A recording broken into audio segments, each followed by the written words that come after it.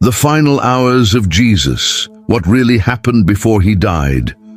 What would you do if you knew you had only one day to live? Would you run? Would you hide? Or would you stand, knowing your death was part of a divine plan to save the world? This is the story of Jesus' final hours, the day before he was killed, a day of betrayal, pain, prayer, and prophecy fulfilled. It began in a quiet room. Jesus was surrounded by his closest friends, yet he knew that one of them would betray him. He looked them in the eye and said, "Truly I say to you, one of you who is eating with me will betray me." Mark 14:18. The room froze. The disciples were shocked. "Surely not I," they asked, one by one. But Jesus knew the truth.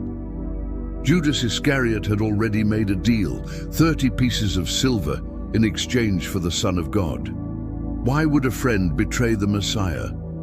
Was it greed? Was it disappointment? Or was it prophecy being fulfilled? Later that night, Jesus went to the Garden of Gethsemane. There, he fell to the ground, not as a king, but as a man in deep agony. He begged, "Abba, Father, all things are possible for you. Remove this cup from me, yet not what I want, but what you want." Mark 14:36. His sweat became like drops of blood, the weight of the world's sin crushing him. Can you imagine such pain? Would you still choose to obey, even if it led to suffering and death?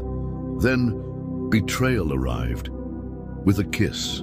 Judas walked up to Jesus and said, "Rabbi," and kissed him. With that signal, the soldiers seized Jesus.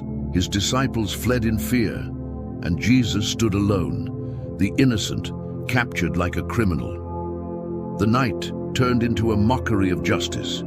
He was dragged before the Sanhedrin, beaten, spat on, falsely accused, and yet he stayed silent. But he kept silent and made no answer.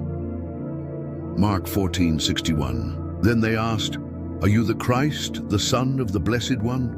Jesus answered with power, "I am, and you will see the Son of Man sitting at the right hand of power and coming with the clouds of heaven."